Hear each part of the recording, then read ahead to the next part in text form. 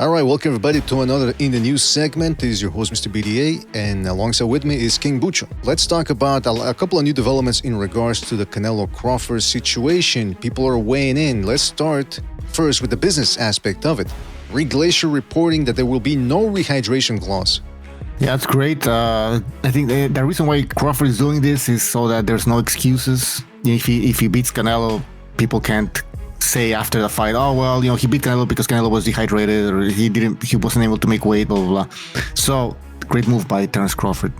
It is a great move by Terence Crawford because I think he understands that, look, he's the one that's been asking for this fight. Canelo's been very adroit and adamant about saying, look, I don't get much from winning this. Although now the narratives are changing. The narratives are that, hey, Crawford's not that much smaller than Canelo, that he walks around at 170. He's got the frame to fill up, which is what we said about Charlo, by the way. But now people are getting on board that one as well, saying that Crawford could pack on the weight. So yeah, man, if he's got the superior skill set and he's not that far off in weight from Canelo, then why do they need a rehydration clause? He wants to fight him at his best, and that's the way it should be done. All right, so now there's another new development occurring here, and that is that perhaps, because again, this Canelo-Crawford fight, they would be doing it in September, and that perhaps Canelo and Crawford would both be taking tune-ups before that, and one of the tune-ups apparently for Crawford would be a fight against the always tough Sergiy Derevyanchenko. That's a great fight. I mean, I just wonder, how old is Derevyanchenko? It's got to be 38 to 39. No, that fight apparently would take place at 168, so this isn't even like a 160 fight, 164, full on 168. How dangerous is this for Terence Crawford? Well, I just checked. First of all, Derevyanchenko's 39, and Crawford is going to turn 38 a couple of weeks after the Canelo fight, so in September 20-something. So, okay. Right? So, but he's still 37. He's no spring chicken.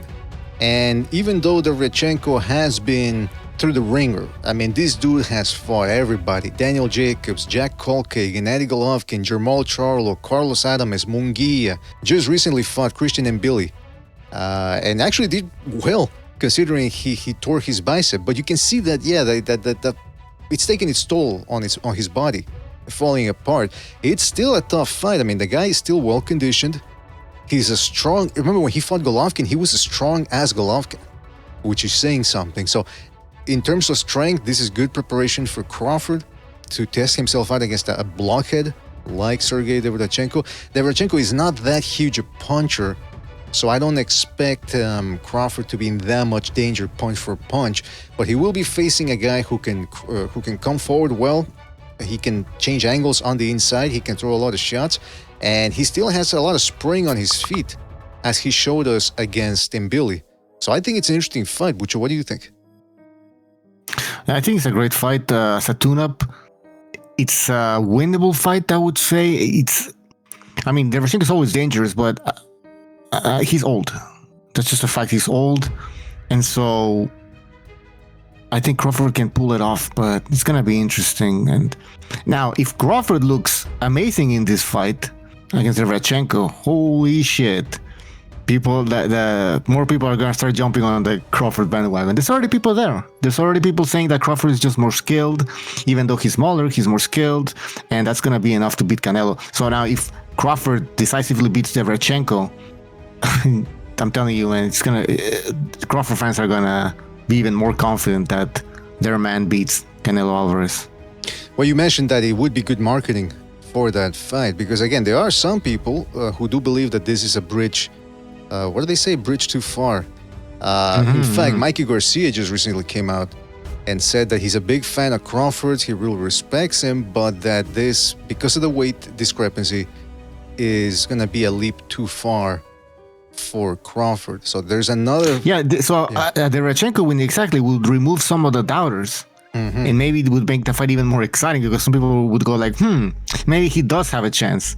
We just saw Crawford at 168 and he was successful against Derevyanchenko. So yeah, maybe he might have a chance. So yeah, you're right. This would make the fight even bigger. It would. I mean, Derevyanchenko, like I said, also the dimensions fit the bill. He's 5 feet 9 inches tall, which is about Canelo's height. So it's perfect preparation for that. It's a good step up. It's a good setup from a PR standpoint. If he's able to beat Derevyanchenko it bolsters his argument more that he has a chance to beat Canelo. So absolutely, that's the way they should do it. Okay, so fellas, what do you think? Is this great preparation for Crawford, or is this just going to create more of an illusion that he has a chance to beat Canelo? Let us know in the comment section below. Don't forget to sign up for Patreon for free, and you get access to free videos as well, but you have to sign up because it always helps us out. And don't forget to donate too via Buy Me a Coffee. Links in the description below.